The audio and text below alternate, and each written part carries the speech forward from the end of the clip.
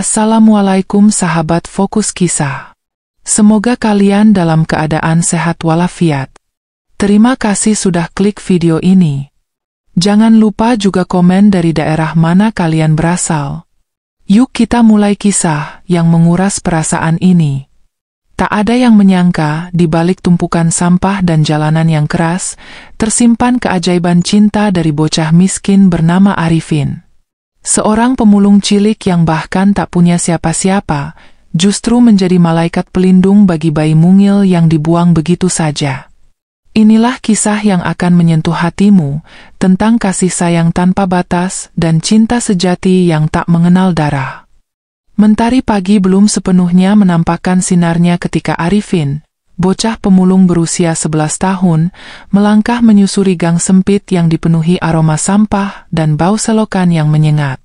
Di pundaknya tergantung karung besar yang hampir robek di bagian bawah, sisa dari semalam yang dipakai mengumpulkan plastik dan botol bekas.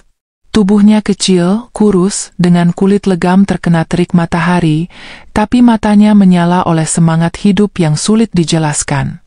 Saat teman seusianya baru saja bangun dari tidur dan bersiap ke sekolah, Arifin sudah setengah jalan mengais sisa-sisa yang dibuang dunia.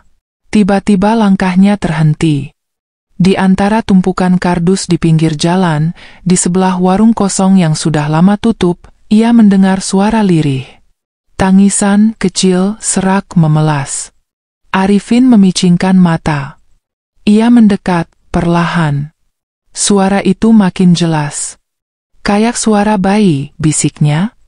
Jantungnya berdetak cepat, antara penasaran dan takut. Perlahan-lahan ia menyibak beberapa kardus basah, dan hatinya seolah berhenti berdetak. Di sana, tergolek seorang bayi. Tubuhnya mungil, kulitnya pucat, dan hanya dibungkus selembar kain tipis yang sudah lembab dan kotor. Matanya terpejam, tapi tangisannya terus terdengar lemah. Bayi itu menggigil.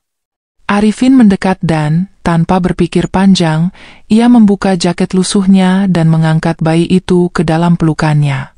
Tangannya gemetar. "Ya Allah, siapa yang tega buang kamu, Dek?" Ucapnya lirih, matanya berkaca-kaca. Ia menunduk, mendekap bayi itu ke dada kecilnya. Sejak hari itu, takdir hidup Arifin berubah untuk selamanya. Bayi itu menangis makin keras saat disentuh dinginnya pagi, tapi perlahan diam ketika bersentuhan dengan dada Arifin. Hangat tubuh anak itu, walau tak seberapa, menjadi pelindung satu-satunya bagi bayi yang baru saja disia-siakan oleh orang tuanya. "Tenang ya, Dek, abang di sini," bisik Arifin sambil berjalan tergesa, memeluk erat tubuh kecil itu seolah tak akan dilepas lagi. Ia tak tahu apa yang harus dilakukan, tapi yang ia tahu pasti, ia tak akan meninggalkannya begitu saja. Langkah Arifin membelah gang demi gang, menuju gubuk kecilnya yang berdiri di atas tanah kosong di belakang pasar tradisional. Gubuk itu tak layak disebut rumah. Hanya 4 lembar triplek berdiri tanpa pondasi, beratap seng bekas dan lantai tanah yang mengeras karena panas dan hujan bergantian. Tapi disitulah Arifin tidur, makan, dan bermimpi. Hari ini, untuk pertama kalinya, ia pulang membawa seseorang, bukan botol atau kaleng bekas, tapi bayi mungil yang baru saja dilempar dari dunia yang kejam ini. Setibanya di gubuk, Arifin meletakkan bayi itu di atas kain yang biasanya ia gunakan sebagai alas tidur. Ia membuka ember kecil berisi sisa air hujan dan membasuh tangan serta kaki bayi dengan sangat hati-hati. "SSHH sabar ya, Dek. Abang gak punya sabun, tapi abang bersihin pakai air aja dulu ya," ucapnya polos. Ia kemudian merobek kaus lamanya dan menyelimutkan bayi itu. Saat malam menjelang, ia duduk diam sambil mengelus kepala mungil itu, matanya memandangi langit yang tampak dari sela-sela atap bocor. "Namamu?" "Awan." "Karena kamu datang di langit kelam abang," kata Arifin pelan. Tak ada orang tua, tak ada keluarga, tapi ia memberikan nama dengan harapan bahwa kelak langit hidup mereka akan cerah. Hari-hari Arifin pun berubah sejak kehadiran Awan. Jika biasanya ia berjalan ringan hanya membawa karung, kini ia harus memutar otak agar bisa membawa adiknya sekaligus mencari rongsokan. Ia mengikat kain spanduk bekas membentuk selempang sederhana, lalu menggendong Awan ke dadanya setiap pagi. Masyarakat yang melihat sempat menggeleng-gelengkan kepala, beberapa ada yang berbisik, "Itu anak-anak bawa bayi? Anaknya siapa tuh?" Tapi Arifin tak peduli. Yang ia tahu, Awan harus bersamanya. Di tengah teriknya matahari, ia tetap memungut botol plastik, kaleng, dan apapun yang bisa dijual. Saat Awan menangis, ia berhenti, mengayun-ayun gendongan sambil bersenandung pelan. Lagu-lagu yang tak jelas nadanya, tapi penuh kasih. "Tenang, Dek, bentar lagi kita bisa beli bubur," katanya. Tapi kenyataannya, uang dari hasil memulung hanya cukup untuk membeli sebungkus nasi murah dan segelas air galon isi ulang. Malam-malam mereka menjadi perjuangan paling sunyi. Arifin duduk di pojok gubuk, memeluk Awan yang menangis karena lapar. Tak ada susu, hanya air putih yang ia suapkan perlahan menggunakan tutup botol. "Maaf ya, Dek, Abang gak bisa kasih yang enak. Tapi Abang janji, besok kita cari lagi yang lebih banyak," bisiknya sambil menyeka air mata bayi itu dengan ujung bajunya.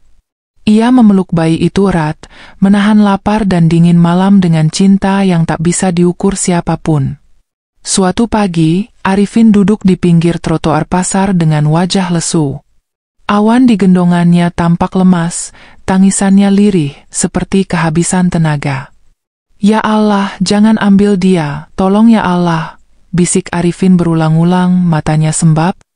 Ia menggedong Awan ke depan warung kecil yang menjual bubur dan gorengan. Di sana, seorang ibu setengah baya yang biasa dipanggil Bu Aminah memperhatikan mereka dari tadi. Bu Aminah akhirnya mendekat. "Nak, itu adikmu?"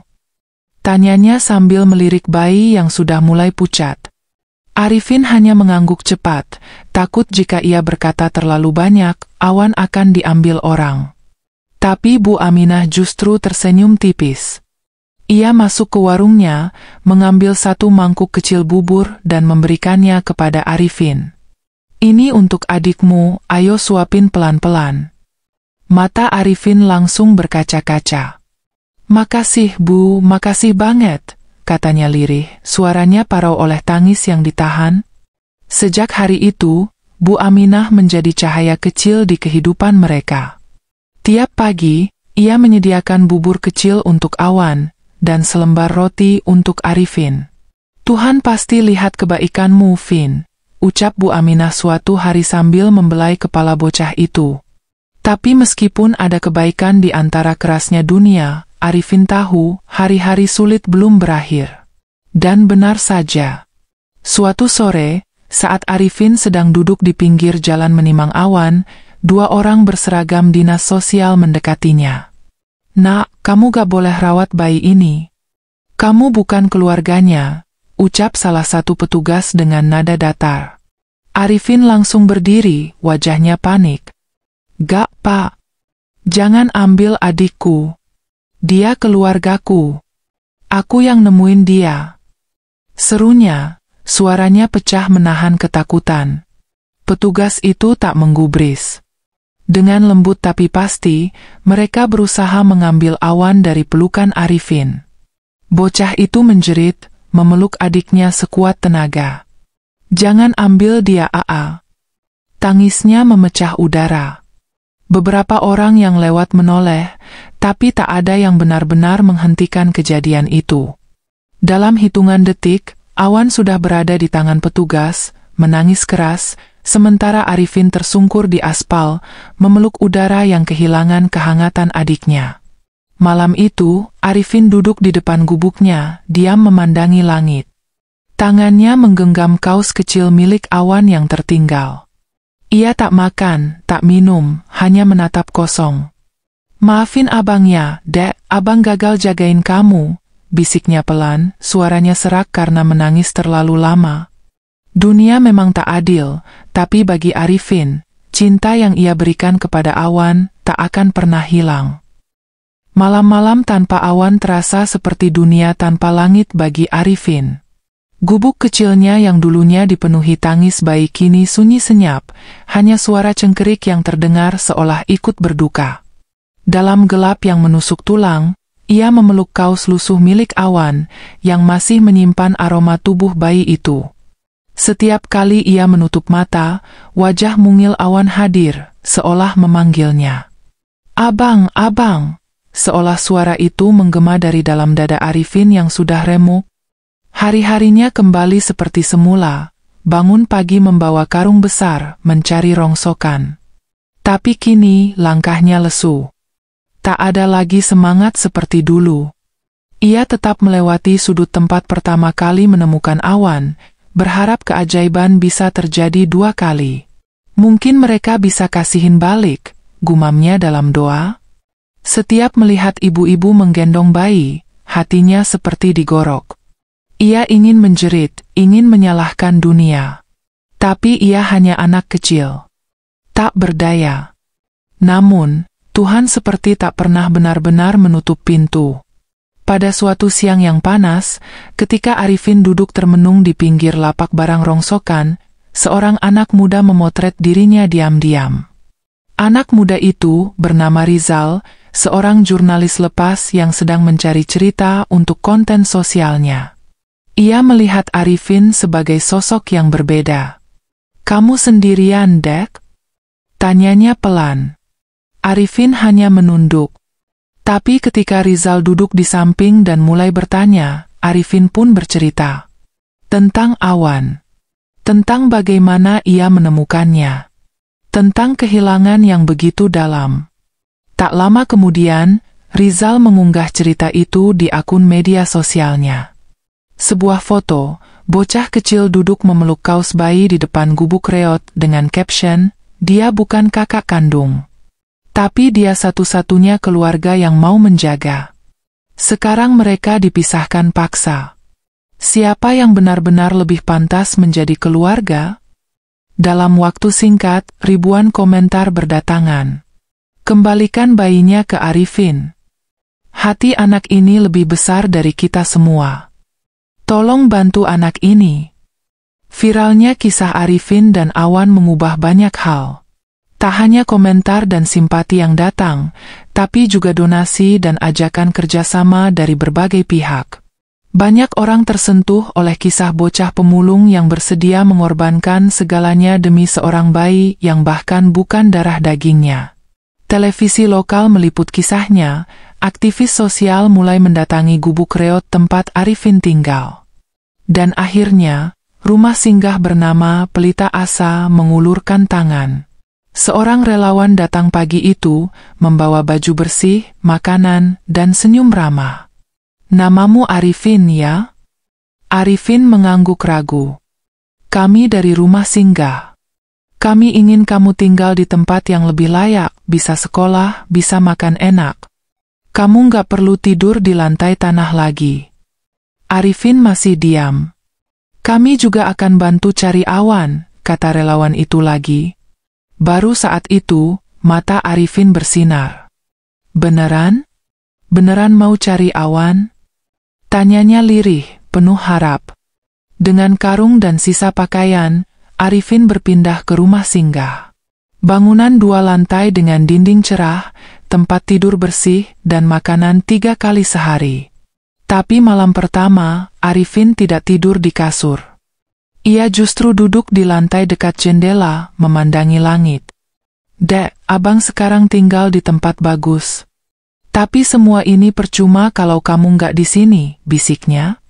Ia masih merindukan suara tangis Awan, bahkan bau pipisnya yang dulu membuat karungnya basah. Beberapa anak di rumah singgah menyambut hangat. Mereka bermain bersama, belajar bersama. Tapi Arifin selalu berbeda. Ia seperti punya lubang besar dalam hati yang tak bisa ditambal makanan atau tempat tidur empuk.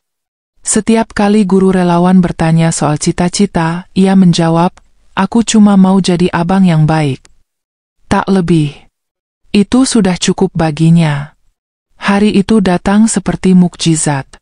Pihak rumah singgah menerima kabar bahwa bayi yang viral bersama Arifin kini berada di panti asuhan yayasan tertentu di pinggiran kota. Mereka mengatur pertemuan. Arifin tidak bisa tidur semalaman. Ia berdiri di depan kaca, mengenakan baju bersih yang baru pertama kali ia miliki. "Abang bakal ketemu kamu lagi, Dek," bisiknya sambil merapikan rambut dengan air dari baskom.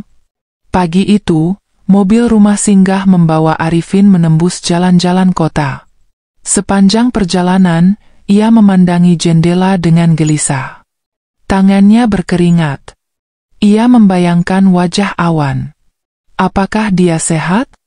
Apakah dia sudah lupa pada pelukan Arifin? Mobil berhenti di depan bangunan besar yang tertata rapi. Ketika mereka masuk ke aula kecil, suara tangis bayi terdengar. Dan Arifin tahu itu suara yang ia kenal. Seorang perawat muda menggendong bayi laki-laki, berpipi bulat dan mata yang jernih. Saat Arifin masuk, bayi itu berhenti menangis. Matanya menatap Arifin. Hening beberapa detik. Lalu dengan suara lirih ia mengucap, "Bang, bang, tidak sempurna." Tapi itu cukup untuk menghancurkan tembok yang ada di dada Arifin. Ia berlari, menangis, memeluk bayi itu dengan tubuh gemetar. "Dek, abang datang. Abang janji, abang cari kamu dan abang tepati," ucapnya sambil menempelkan wajahnya ke pipi bayi. Tangis Arifin meledak. Begitu pula orang-orang di ruangan itu. Mereka tak lagi melihat anak jalanan, mereka melihat cinta. Seorang bocah yang mencintai adiknya lebih dari hidupnya sendiri.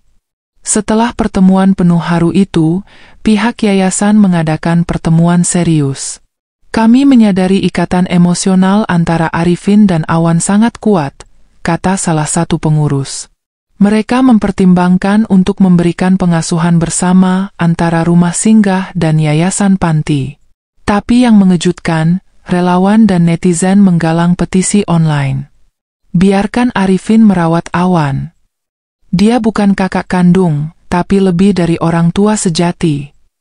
Dukungan mengalir deras, hingga akhirnya pihak yayasan memutuskan sesuatu yang belum pernah mereka lakukan sebelumnya, memberikan hak asuh khusus bersyarat kepada Arifin melalui rumah singgah, dengan supervisi dan pendampingan penuh. Hari itu, Arifin memeluk Awan lagi, tapi kali ini secara sah. Ia tak perlu lagi sembunyi-sembunyi atau ketakutan akan kehilangan. Mereka diberi ruangan kecil khusus di rumah singgah. 2 tempat tidur, 1 untuk Arifin, 1 untuk Awan. Ada popok, susu, mainan bayi, dan banyak hal yang dulu hanya mimpi. Tapi bagi Arifin, yang paling berharga tetap pelukan Awan. "Abang gak akan ninggalin kamu lagi," bisiknya setiap malam. Dan Awan, dengan tangannya yang kecil, selalu menggenggam jari Arifin sebelum tidur. Hari-hari pun berlalu. Arifin mulai sekolah. Ia belajar mengeja, menulis, berhitung, sesuatu yang dulu mustahil. Setiap pagi sebelum berangkat, ia mencium kening Awan yang masih tidur. "Abang sekolah dulu ya, biar kita bisa punya rumah sendiri suatu hari nanti," ucapnya dengan senyum. Di sekolah, ia dikenal sebagai anak yang pendiam tapi penuh semangat. Setiap kali diminta menulis karangan, ia selalu menulis tentang adiknya. "Cita-citaku adalah jadi orang yang bisa membahagiakan adikku." Guru-guru pun tak bisa menahan air mata setiap kali membaca tulisannya. Ia bukan anak jenius, tapi hatinya terlalu besar untuk anak seusianya. Awan tumbuh sehat, ceria, dan cerdas. Ia menyebut Arifin dengan berbagai nama, abang, mama, papa, bahkan peluk, karena sejak kecil yang paling sering ia rasakan adalah pelukan itu. Dunia boleh keras, tapi cinta Arifin membuat semuanya terasa lunak. Malam-malam mereka masih sederhana. Kadang hanya roti dan susu, tapi dipenuhi canda. Kadang Awan rewel, Arifin lelah, tapi tak pernah marah.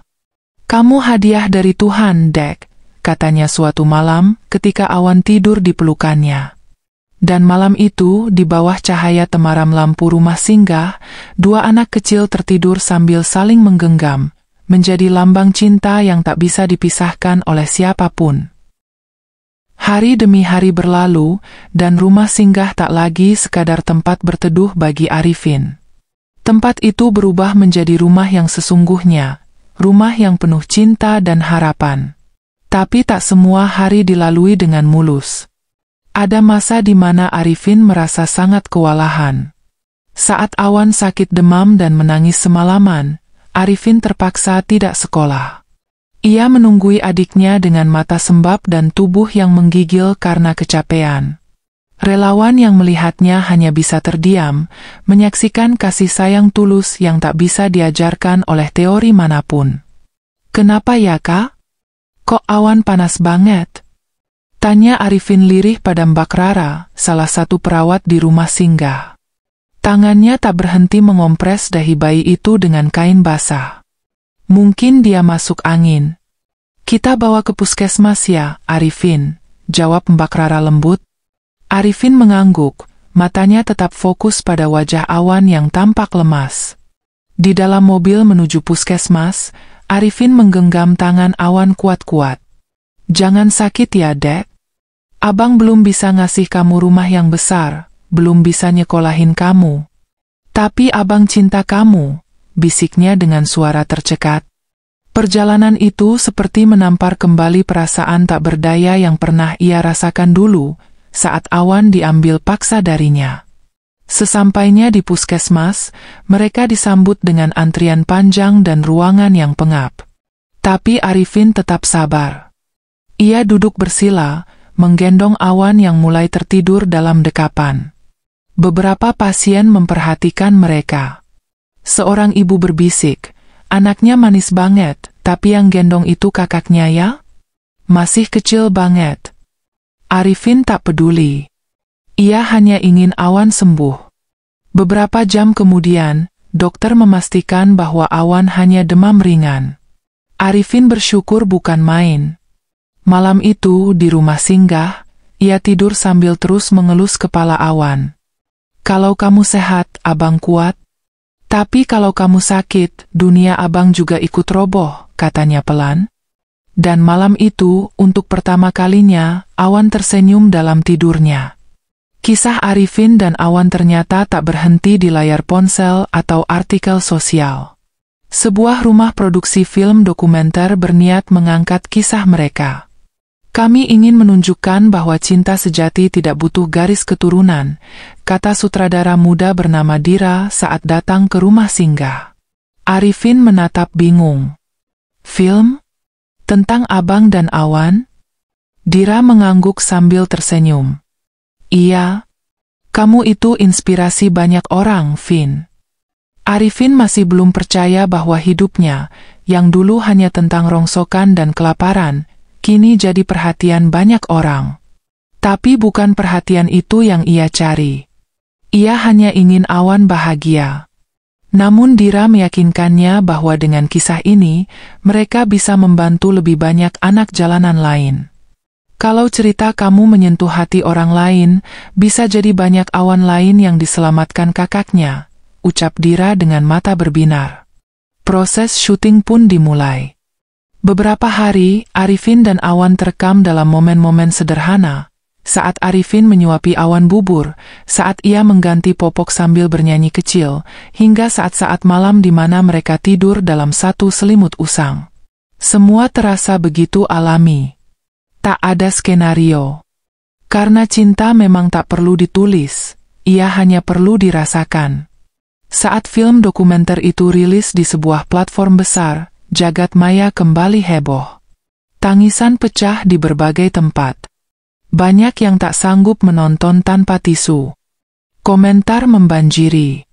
Ternyata cinta seperti ini masih ada. Anak ini harus jadi simbol kasih sayang sejati. Saya mau bantu pendidikan Arifin dan masa depan Awan. Sumbangan pun datang dari berbagai penjuru. Rumah singgah kebanjiran bantuan. Dan Arifin? Ia hanya mengucap syukur. Kalau semua ini bisa bikin Awan bahagia, Abang rela. Begitulah ia. Anak kecil yang cintanya melampaui logika dewasa. Dengan sumbangan yang masuk dan perhatian publik yang terus berdatangan, rumah singgah kini memiliki fasilitas yang jauh lebih baik. Namun yang lebih membahagiakan adalah ketika sebuah sekolah swasta bersedia memberikan beasiswa penuh untuk Arifin. Kami tidak bisa diam melihat anak seperti dia tak mendapat pendidikan yang layak, kata kepala sekolah dengan mata berkaca-kaca. Hari pertama sekolah, Arifin mengenakan seragam baru. Matanya berbinar, tetapi tangannya tetap menggenggam tangan Awan. Abang sekolah ya? Kamu tunggu abang pulang, katanya sambil mencium pipi adiknya. Awan mengangguk polos meski belum benar-benar mengerti. Tapi ia tahu satu hal, pelukan Arifin adalah rumahnya. Di sekolah, Arifin sempat kikuk. Ia duduk di antara anak-anak yang sebelumnya tak pernah hidup sekeras dirinya. Tapi perlahan, ia mulai menunjukkan potensi. Tulisannya jujur, ceritanya menyentuh. Guru-guru kagum. Teman-temannya mulai menghormati. Aku pernah tidur di jalan, tapi sekarang aku punya adik yang jadi alasan aku bangun tiap pagi, kata Arifin saat presentasi di depan kelas. Hari demi hari, ia menjadi inspirasi. Beberapa guru bahkan menjadikan kisahnya sebagai pelajaran moral. Kita bisa belajar lebih banyak dari Arifin daripada dari buku pelajaran, kata Bulina, guru bahasa Indonesia. Arifin tak membanggakan dirinya. Tapi ketika ia pulang dan melihat Awan tertawa menyambutnya, ia merasa jadi orang paling beruntung di dunia. Malam itu, ia duduk bersama Awan di teras rumah singgah, memandangi langit yang bertabur bintang. Lihat, Dek. Dulu abang mikir, kita cuma 2 bintang kecil di langit besar. Tapi sekarang, rasanya kita bisa jadi cahaya buat yang lain. Awan hanya tertawa, menggenggam jari Arifin dengan erat. Waktu terus bergulir. Awan mulai tumbuh besar. Kata-katanya mulai jelas, langkahnya mulai lincah. Tapi satu hal tak pernah berubah. Ia selalu memanggil Arifin dengan penuh cinta. Bang, abang, katanya sambil menarik tangan Arifin ke taman. Setiap akhir pekan, mereka bermain layang-layang, membaca buku bergambar, atau sekadar berbaring di bawah pohon sambil berbagi cerita. Kalau Awan besar, Awan mau kerja juga kayak abang, katanya suatu hari. Arifin menggeleng sambil tersenyum. Enggak, Dek. Kamu sekolah tinggi. Jadi orang hebat. Jangan pernah kamu ngerasain jalanan kayak abang dulu. Awan terdiam. Lalu memeluk Arifin erat. Tapi aku cinta abang. Arifin menatap jauh ke depan. Ia tak pernah membayangkan bahwa bocah kecil pemulung sepertinya akan menjadi figur ayah, kakak, sekaligus sahabat terbaik untuk seorang anak. Tapi cinta memang bisa membalikkan takdir. Cinta bisa menumbuhkan keluarga dari kehancuran. Suatu malam, Arifin membuka buku harian kecil yang ia simpan sejak dulu. Di sana ada tulisan pertamanya tentang Awan. Hari ini aku nemu bayi. Namanya belum tahu. Tapi aku sayang dia. Kini, halaman itu sudah lusuh, tapi maknanya abadi. Ia menulis lagi, hari ini Awan sudah bisa baca huruf. Dan dia tetap peluk aku tiap malam. Terima kasih Tuhan. Dunia tak pernah sempurna. Tapi bagi Arifin, hidup ini sudah cukup sempurna jika Awan tetap di sisinya. Tahun-tahun berlalu cepat. Awan kini berusia 5 tahun, lincah, cerdas, dan selalu membawa senyum kemanapun ia pergi. Suatu pagi, saat sedang menggambar keluarga di sekolah TK, Awan menggambar 2 orang, dirinya dan Arifin. Ini papa, ini aku, katanya pada gurunya. Gurunya terharu. Siapa namanya? Tanya sang guru. Abang Arifin. Tapi dia juga papaku. Kabar itu sampai ke telinga Arifin. Ia hanya tersenyum saat mendengarnya. Tapi malam harinya, ia menangis diam-diam di balik pintu. Aku bukan ayahmu, Dek. Tapi aku akan terus belajar jadi yang terbaik buat kamu, bisiknya sambil mencium kening Awan. Mereka kini tinggal di rumah kecil yang dibelikan oleh hasil donasi publik dan dukungan rumah singgah. Bukan rumah mewah, tapi ada dapur kecil, ruang tidur nyaman, dan halaman dengan bunga kertas yang ditanam Arifin sendiri. Biar rumah kita indah, kayak hati kamu, Dek, ucap Arifin suatu pagi. Setiap hari dimulai dengan pelukan. Dan setiap malam diakhiri dengan dongeng sebelum tidur. Awan selalu minta cerita yang sama. Ceritain waktu abang nemuin aku di kardus dong. Arifin tertawa kecil. Awan tahu ga? Kardus itu dulu tempat kamu pertama kali ngajarin abang arti keluarga. Dan malam itu, di dalam rumah kecil yang penuh kenangan, dua insan yang tak diikat darah tapi disatukan cinta, kembali tertidur dalam pelukan, membuktikan bahwa keluarga sejati dibentuk oleh hati, bukan oleh nasab. Di usia Arifin yang menginjak 17 tahun, banyak perubahan besar mulai terjadi. Ia tak lagi anak kecil yang menggendong bayi dengan badan kurus dan langkah gontai. Tubuhnya mulai tegap, wajahnya mulai matang, dan sikapnya semakin dewasa. Tapi satu yang tak pernah berubah, pelukan hangatnya untuk Awan. Kini, ia mulai berpikir tentang masa depan, bukan hanya untuk dirinya, tapi juga untuk sang adik yang telah menjadi jantung hidupnya. Suatu pagi, Arifin duduk di beranda rumah kecil mereka, menatap matahari yang mulai muncul dari balik bukit. Aku harus kerja, Dek. Buat masa depan kamu juga, gumamnya. Ia mulai mencari informasi beasiswa, pelatihan kerja, hingga kursus online gratis. Ia ingin belajar sambil bekerja. Saat Awan berangkat sekolah TK, Arifin tak menyia-nyiakan waktu. Ia mengambil kursus desain grafis lewat handphone pinjaman dari relawan rumah singgah. Vin, kamu niat banget ya belajar, tanya Mbak Nita, relawan yang mengajar keterampilan di rumah singgah. Arifin mengangguk sambil tersenyum. Aku gak bisa terus berharap bantuan orang. Aku harus berdiri sendiri buat Awan. Jawabannya sederhana, tapi tatapan matanya tajam dan penuh keyakinan. Malam-malam Arifin diisi dengan menggambar di atas kertas bekas, menyalin ulang pelajaran dari video YouTube, dan belajar menulis. Di sisi lain, Awan selalu duduk diam di sebelahnya, menonton sang kakak sambil memeluk boneka kecil. Abang pinter banget, katanya polos. Belum, Dek. Tapi abang lagi berusaha. Dan usaha itu tak sia-sia. 2 bulan kemudian, Arifin berhasil mendapatkan pekerjaan freelance membuat logo untuk toko online milik tetangga rumah singgah. Bayarannya memang belum besar, tapi cukup untuk membeli sepatu baru untuk Awan.